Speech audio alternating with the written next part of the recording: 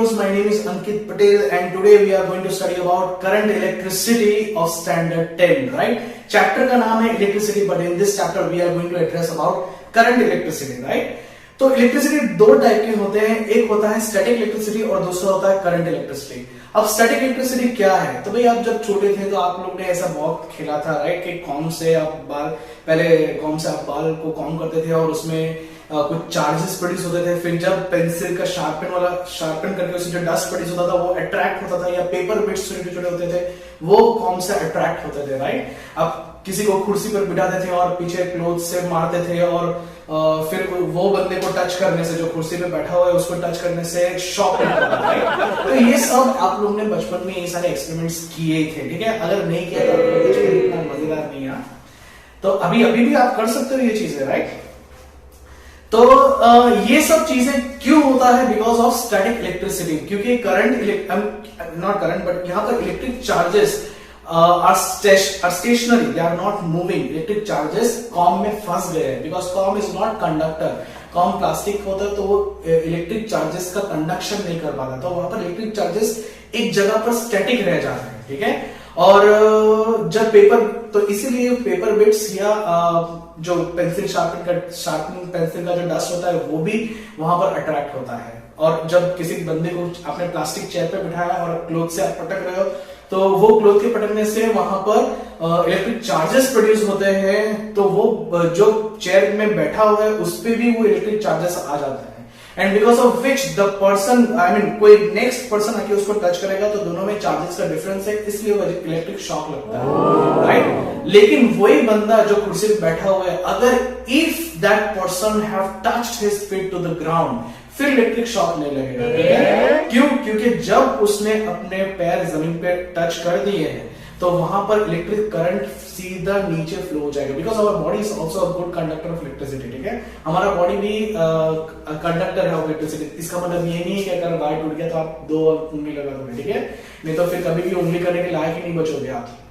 Understood about this?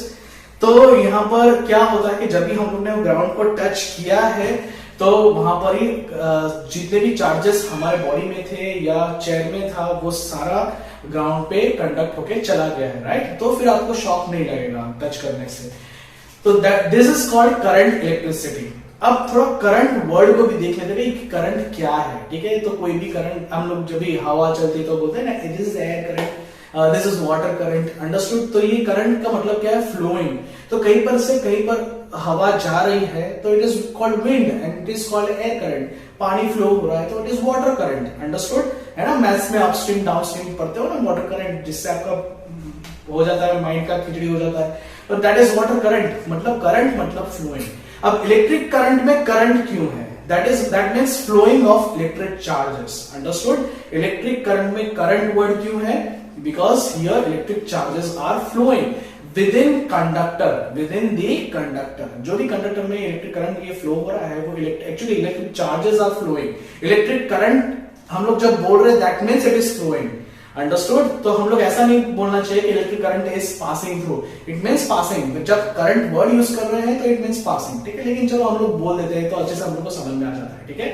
Okay, चलो अभी थोड़ा सा और भी इसमें इलैबोरेट करते हैं इलेक्ट्रिक करंट के बारे में, ठीक है। तो यहाँ पर एक इंस्टेंस ले लेते हैं कि भाई चलो मेरे पास एक इलेक्ट्रिक टॉर्च है, ठीक है, जिसको हम लोग डे टू डे लैंग्वेज में बैटरी बोलते हैं ना, इलेक्ट्रिक टॉर्च, उसको इलेक्ट्रिक टॉर्च बोलते हैं, ठीक है। बैटरी मतलब जिसमें से हम लोग को इलेक्ट्रिक एनर्जी मिलता है, दैट आर कॉल्ड बैटरीज, जो टॉर्च के अंदर हम लोग डालते हैं, understood, to provide electric current in a circuit के बारे में भी आते हैं हम लोग। थोड़ा सा रुक जाइए आप लोग सब चीज के लिए, ठीक है। Have patience is very good for understanding and learning different things. तो देखो यहाँ पर एक टॉर्च में, इलेक्ट्रिक टॉर्च में होता क्या है? तो एक लैंप होता है या बल्ब बोल दो, जो बोल दो, ठीक है। फिर एक स्विच होता है जिससे हम लोग टर्न ऑन या टर्न ऑफ कर सकते हैं, और उसके अंदर एक या एक से ज्यादा बैटरीज होते हैं, ठीक है। और ये सब कुछ मेटेलिक वायर से कनेक्टेड होता है, अंडरस्टूड। तो देखो ये पूरा एक क्लोज सर्किट बनाता है, अंडरस्टूड। क्लोज सर्किट नहीं, लेकिन ये पूरा एक सर्किट बनाता है जिसमें कुछ कंपोनेंट्स है। कैसे कंपोनेंट्स है? जैसे एक की है, स्विच, अंडरस्टूड। फिर दूसरा रेजिस्टर, लैंप, ठीक है। रेजिस्टर मतलब वो होता है, उसके लिए रेजिस्टर वर्ड हम लोग उसके लिए यूज करते हैं जो इलेक्ट्रिक एनर्जी को कंज्यूम करेगा, Understood? It will transform electric energy into some another form of energy. That may be heat energy or it may be light energy. तो यहाँ पर बल्ब है, तो यहाँ पर बल्ब या लैंप है, तो यहाँ पर क्या हो रहा है कि इलेक्ट्रिक एनर्जी लाइट एनर्जी में कन्वर्ट हो रहा है. अंडरस्टूड? तो इस तरीके से यहाँ पर तो हम लोग रेजिस्टेंस बोल दिया, ठीक है इसको. फिर होता है बैटरी. अंडरस्टूड? तो ये तीन बेसिक कंपोनेंट है, resistance, battery and switch. These are key और की. These are basic component for any electrical circuit. कोई भी इलेक्ट्रिक सर्किट में ये बेसिक कंपोनेंट्स होते हैं. अंडरस्टूड?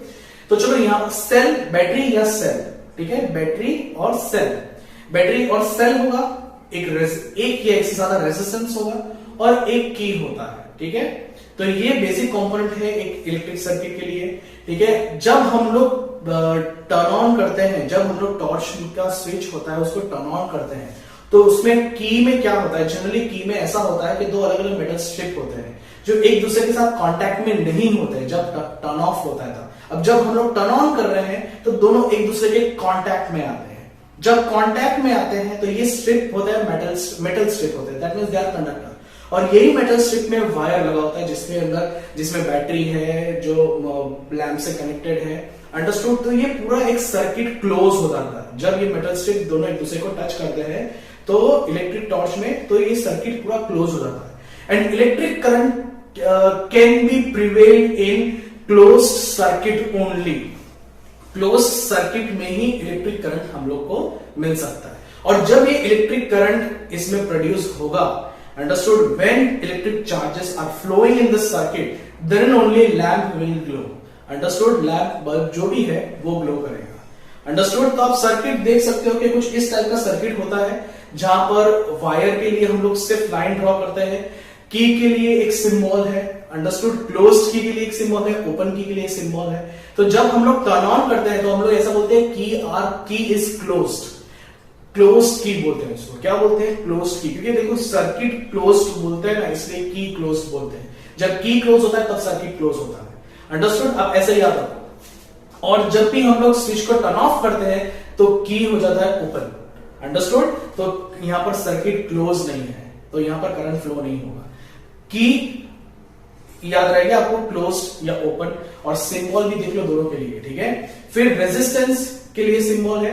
यहां पर लैंप है तो लैंप और बल्ब के लिए हम लोग और एक सिंबल है वो भी यूज कर सकते हैं, ठीक है. It is also kind of resistor. Understood? तो आप रेजिस्टेंस का सिंबल यूज कर सकते हो या फिर इसका सिंबल यूज कर सकते हो, ठीक है. बल्ब का सिंबल आप यूज कर सकते हो. और की है बैटरी के लिए आप ये सिंबल यूज करोगे. अगर बैटरी की वजह से सेल है तो आप दूसरा उसके लिए भी और एक सिंबल है ये आप यूज कर सकते हो, ठीक है. तो this is how an electric circuit can be drawn. और एक इलेक्ट्रिक सर्किट ऐसा होता है जिसमें जब की क्लोज होता है तभी उसमें इलेक्ट्रिक करंट मिलता है और electric energy can be consumed by resistance to transform electric energy into some other form of energy. Understood? तो ये हो गया हमारा क्लोज्ड सर्किट, ठीक है. तो अभी क्लोज्ड एक इलेक्ट्रिक सर्किट का डेफिनेशन भी देख लेते हैं, ठीक है. A continuous and closed path of electric current is called electric circuit. एक ऐसा रास्ता, एक ऐसा कंटिन्यूअस रास्ता और क्लोज्ड रास्ता जिसमें से इलेक्ट्रिक करंट पास हो रहा है उस हो सकता है, उसको बोलते हैं electric circuit. Understood? A continuous and closed path through which an electric current in which an electric current prevail is called an electric circuit. Now in which direction this electric current is flowing? वैसे तो अगर देखा जाए तो यहां पर जो electric charges का फ्लो होता है एक कंडक्टर में, जब इलेक्ट्रिक चार्जेस का फ्लो होता है that is through bye electrons. हम लोग को मालूम है कि कोई भी एटम में 3 सब एटॉमिक पार्टिकल्स होते हैं, प्रोटॉन, न्यूट्रॉन एंड इलेक्ट्रॉन. जिसमें से न्यूट्रॉन के पास कोई नेट चार्ज नहीं है. It is neutrally charged. It is neutrally charged. Proton is positively charged particle and electron is negatively charged particle. अगर एक मेटेलिक वायर में से इलेक्ट्रिक करंट प्रिवेल हो रहा है, अगर उसमें इलेक्ट्रिक करंट है तो उसमें जो फ्लो ऑफ चार्जेस होगा that is through electron, that is through flow of electron. Understood? The flow of charges is nothing but flow of electrons. और इलेक्ट्रॉन्स का फ्लो कैसा होता है कि अगर कोई भी एक सर्किट है, अगर बैटरी देख लेते हैं तो बैटरी के आजू बाजू में 2 टर्मिनल है. अंडरस्टूड? तो ये 2 टर्मिनल में इलेक्ट्रिक करंट कैसे फ्लो हो रहा है, इलेक्ट्रिक करंट कैसे प्रिवेल हो रहा है. फ्लो ऑफ इलेक्ट्रॉन्स अगर देखें तो कौन से डायरेक्शन में, from negative direction to positive direction, from negative direction to positive direction. Obviously कि भाई इलेक्ट्रॉन खुद नेगेटिवली चार्ज है तो वो पॉजिटिव डायरेक्शन तरफ ही जाएगा। अंडरस्टूड? तो कोई भी कंडक्टर में इलेक्ट्रॉन्स का फ्लो कैसा होता है? From negative to positive direction. Understood? लेकिन जब इलेक्ट्रिक करंट डिस्कवर हुआ था उस टाइम पे इलेक्ट्रॉन्स के बारे में मालूम नहीं था। So we were not knowing even about electric current और flow of charge is nothing but flow of electrons. तो उस टाइम में हम लोग ने ये अज्यूम कर लिया था कि it is flowing from positive direction to negative direction. तो अभी भी कन्वेंशनल करंट के लिए हम लोग यही डायरेक्शन यूज करते हैं, that is from positive to negative direction. Understood? Conventional current is flowing from positive to negative direction. अब एग्जैक्टली क्या है बहुत डीप में तो मुझे भी नहीं मालूम है, I am not physicist, right? तो आप 11th-12th में डीप में जाओ तो आपको पता चलेगा कि भाई एग्जैक्टली क्या होता है। ठीक है, अभी तो चलो 10th स्टैंडर्ड में इतना ही मान लो कि conventional current is flowing from positive direction to negative direction. Understood? Conventional मतलब जो ज्यादा बिलीव करते हैं, जो ज्यादा हम लोग यूज करते हैं, एप्लीकेशन बेस्ड जो ज्यादा चलता है उसको कन्वेंशनल बोलते हैं। Electric current is nothing but flow of charges, right? तो अगर हम लोग क्वांटिफाई करके देखें, अगर हम लोग को कैलकुलेट करना है इलेक्ट्रिक करंट तो हम लोग कैसे देखेंगे? भाई it is number of charges passing through a cross section of a conductor, passing through a cross section of a conductor in a unit time is called electric current. Understood? मतलब तीन चीजें आपको याद रखनी है, तीन कंडीशंस आप याद रखोगे। एक है नंबर ऑफ इलेक्ट्रिक चार्जेस और बुक में ऐसा लिखा है net charges flow. Understood? Number of electric charges flowing through a cross section of a conductor. अभी क्रॉस सेक्शन क्या है? तो क्रॉस सेक्शन समझाने के लिए मैं आपको यहां पर एक तो मान लो ये कंडक्टर है। अंडरस्टूड? This is conductor. तो यहां से कितना इलेक्ट्रिक करंट पास हो रहा है? अंडरस्टूड? तो अगर हम लोग ऊपर का एरिया देखते हैं तो दीज आर सरफेस एरिया। ठीक है, तो ऐसा तो नहीं कि भाई flow of charges is passing through surface, it is passing through this whole I mean wire, है ना? तो ये मुझे ये वाला एरिया देखना है। तो अगर इसके अंदर का मेटल वायर जो है उसके अंदर का देखना है तो this is cross section area. मान लो ये चौक टूटा हुआ नहीं है, मैं अभी भगवान बन गया हूं और मैं आपको चौक के अंदर का दिखा रहा हूं। ठीक है, इट इज नॉट ब्रोकन, ऐसा मानने में क्या जाता है? तो ये है क्रॉस सेक्शनल एरिया। तो ये सारे एरिया से इलेक्ट्रिक, आप ऐसा इमेजिन करो कि ये सारे एरिया से एक साथ बहुत सारे इलेक्ट्रिक चार्जेस फ्लो हो रहे हैं। तो this is called cross section area.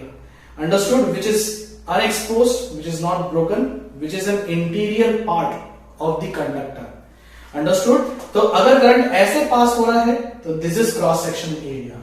Understood? तो उसके क्रॉस सेक्शन में से कोई भी एक क्रॉस सेक्शन में से कोई एक कंडक्टर का कोई भी क्रॉस सेक्शन में से कितने चार्जेस फ्लो हो रहे हैं? Number of charges flowing through cross section of a conductor in a unit time is called electric current. तो इस तरीके से electric current can be measured. Understood? तो तीन चीजें याद रखनी है आपको, और मैं आपको और डिटेल में दिखाऊं तो कैसे हम लोग कैलकुलेट कर सकते हैं electric current. If 1 unit of electric charges, 1 unit exactly 1 coulomb, if 1 coulomb of electric charge is flowing through a cross section of a conductor in 1 second, ठीक है, एक कूलम चार्ज एक कंडक्टर के क्रॉस सेक्शन से पास हुआ है 1 second में, then the electric current prevailing in the conductor is 1 ampere. It is 1 ampere. अभी ये एम्पियर, इससे तो आपको पता चल गया कि भाई ampere is unit of electric current, coulomb is unit of electric charges, and ampere is unit of SI unit, ठीक है, standard international unit of electric current. अब ये एम्पियर वर्ड कहां से आया? तो ampere word Andre Marie Ampere, ठीक है, एक फ्रेंच साइंटिस्ट थे, फिजिसिस्ट थे, जिनका नाम से हम लोग ने ये एम्पियर यूनिट लिया, उनके ऑनर में एम्पियर नाम रखा हुआ है, इलेक्ट्रिक करंट का यूनिट एम्पियर रखा हुआ है, ठीक है। एंड ऑब्वियसली ये कूलम भी कोई एक साइंटिस्ट है, उनके नाम से लिया हुआ है। If 1 coulomb charge is passing through a cross section of a conductor in 1 second, then electric current prevailing in the conductor is 1 ampere. Understood, ये याद रखना है। और जब हम लोग 1 कूलम चार्ज बोलते हैं तो how many electrons are there in it? 6 multiply by 10 power 18 electrons आ रहे हैं। 1 कूलम चार्ज जब फ्लो होता है तो कितने इलेक्ट्रॉन्स का फ्लो हुआ है? 6 multiply by 10 power 18 electrons. Understood? तो 6 multiply by 10 power 18 electrons flow होते हैं जब 1 सेकेंड में, तो वो कंडक्टर में कितना करंट है? 1 ampere current, electric current is prevailing. Understood? तो सोचो आपके इतने सारे इलेक्ट्रॉन्स मूव हो रहे हैं, ठीक है? एक इलेक्ट्रॉन में कितने इलेक्ट्रिक चार्जेस होते हैं? तो that is -1.6 multiply by 10 power -19 coulomb. It is -1.6 multiply by 10 power -19 coulomb. ये क्वांटिटी आपको याद रखनी है। अंडरस्टूड? इट इज, फिर से मैं रिपीट कर रहा हूं, it is -1.6 multiply by 10 power -19 coulomb. तो प्रोटॉन में भी कितने इलेक्ट्रिक चार्जेस होंगे? 1.6 multiply by 10 power -19 coulomb.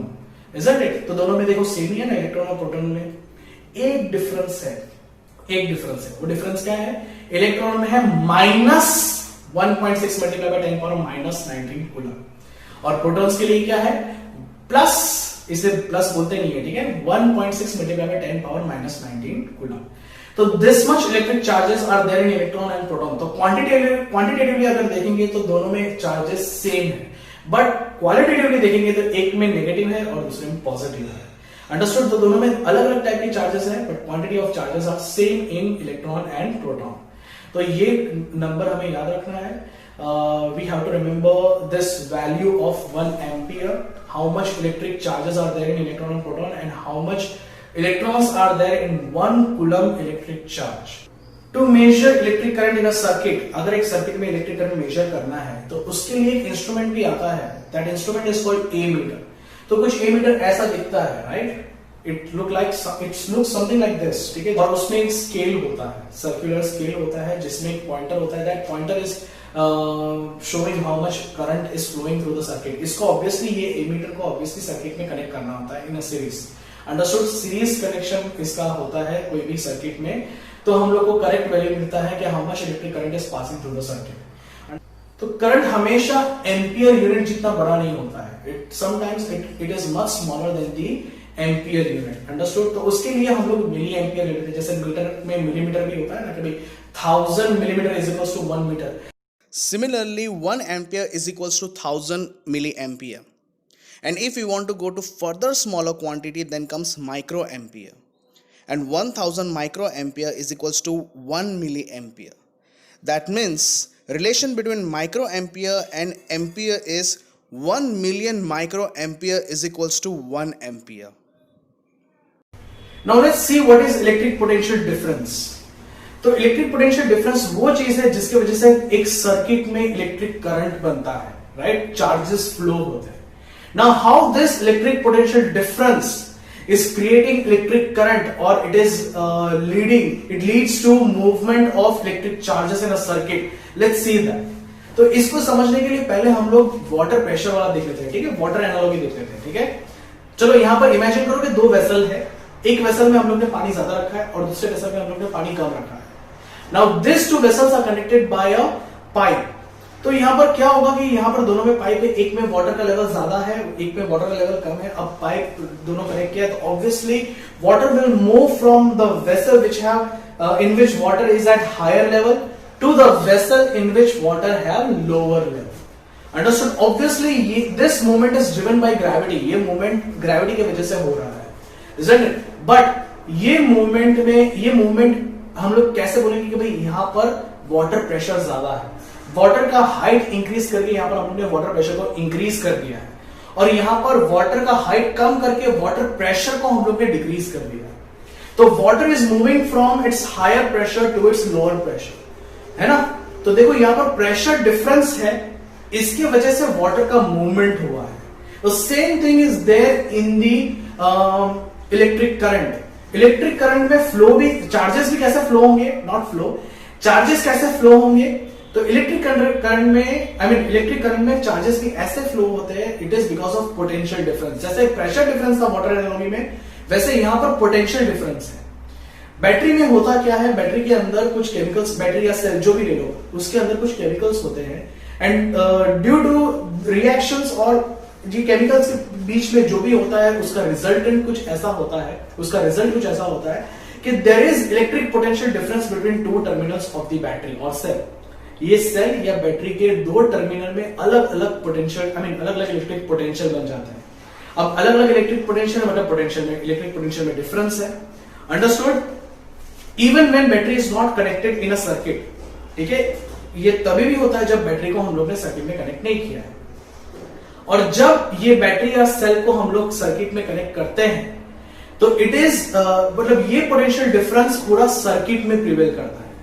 Understood? जिसके वजह से electric charges are forced to move from positive terminal to negative terminal. और जो भी बोल लो आप, कन्वेंशनल करंट का पॉजिटिव टू नेगेटिव बोल लो या फिर फ्लो ऑफ इलेक्ट्रॉन का नेगेटिव टू पॉजिटिव बोल दो, लेकिन यहां पर हम लोग कन्वेंशनल करंट की बात करेंगे, ठीक है, which leads to movement of charges from positive terminal to negative terminal.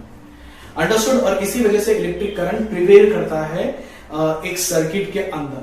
Understood? Due to difference in their potential, due to difference in electric potential produced by chemicals which are present in the cell or battery. Understood? और obviously जब ये battery और cell को हम लोग circuit में connect करते हैं, सर्किट क्लोज करते हैं, तभी ये चीज होता है, otherwise this thing will not happen. ठीक है, तो चलो हम लोग एग्जैक्टली देख लेते हैं कि what is this electric potential difference. Let's define this electric potential difference between two points. दो पॉइंट्स के बीच में जो इलेक्ट्रिक पोटेंशियल डिफरेंस है, electric potential difference between two points in a closed electric circuit carrying electric current is defined as work done to move unit charge from one point to the another. Understood? एक closed circuit में जिसमें electric current prevailing है, वो एक closed circuit में कितना work करना पड़ रहा है, मतलब how much energy has to spend here. Understood? Work done कर रहे हैं मतलब energy spend कर रहे हैं, कितना energy spend हो रहा है यहाँ पर to move a unit charge from one point to the another. That much amount is called as potential difference between the two points. Understood? इसी को electric potential between the two points बोलते हैं. Understood? Electric potential difference between the two points. Sorry, not electric potential. Electric potential difference between the two points. Understood? And unit of this electric potential difference is volt, in the honor of Italian physicist Alessandro Volta.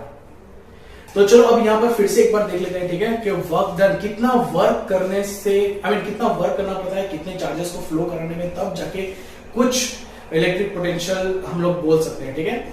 When 1 joule of work is to be done to bring 1 coulomb of charge from one point to the another, then electric potential difference lies between this two points is 1 volt. Understood? अगर 1 joule energy spend हो रहा है, 1 coulomb unit charge को एक point से दूसरे point में लाने में, तो वो दो पॉइंट के बीच में इलेक्ट्रिक पोटेंशियल डिफरेंस कितना है? 1 वोल्ट।